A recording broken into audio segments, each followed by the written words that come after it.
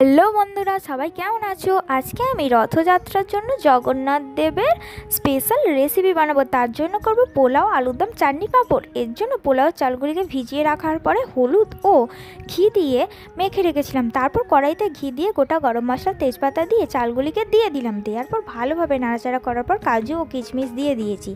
দিয়ে এরপরে আরেকটু নেড়েচেড়ে নিয়ে একটা পাত্রে দিয়ে দেবো। দেওয়ার পর পরিমাণ মতো জল দিয়ে দিতে হবে। দেয়া হয়ে গেলেই আমাদের এদিকের কাজ শেষ। ওইদিকে একটা কড়াইতে জল দিয়ে আলু সিদ্ধ বসিয়ে দিয়েছি। একটু হলুদ দিলাম কারণ বন্ধুরা একটু আলুতে রং হওয়ার জন্য। এদিকে আমার পোলাও রেডি হয়ে এসেছে। আবার ওইদিকে কড়াইতে তেল দিয়ে পটলগুলিকে ভেজে নেব। পটলগুলোকে লবণ মাখিয়ে রেখেছিলাম। এবার হলুদ দিয়ে ভালোভাবে লাল লাল করে একটু ভেজে নেব, যাতে খুব টেস্টি খেতে হয়। এবার আমার ভাজা হয়ে গেছে। এবার আমি পটলগুলোকে তুলে নিচ্ছি। নেওয়ার পর ওই তেলের উপরেই তেজপাতা, শুকনো লঙ্কা, কেটে রাখা টমেটোগুলো দিয়ে দেবো। দেওয়ার পর গোটা জিরে দিয়ে একটু নাড়াচাড়া করে নেব। নেওয়া হয়ে গেলে আমি এর উপরে আদা ও জিরের পেস্টটা দিয়ে দেবো। দেওয়ার পরে হলুদ গুঁড়ো, লঙ্কা গুঁড়ো পরিমাণ মতো দিয়ে একটু জল দিয়ে আর একটু ভালোভাবে কষে নেব।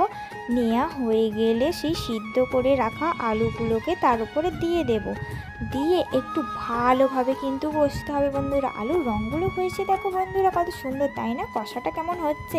ভিডিওটি ভালো লাগলে চ্যানেলটিকে কিন্তু সাবস্ক্রাইব করতে হবে। আর কি কি রেসিপি দেখতে চাও সেটা কমেন্ট করে বলতে হবে বন্ধুরা। এই যে আমার হয়ে এসেছে কষা।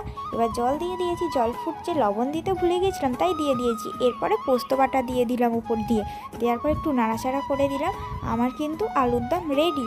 এবার আমি জগন্নাথ দেবকে খুব সুন্দর করে ভোগ সাজিয়ে দেবো কিন্তু বন্ধুরা।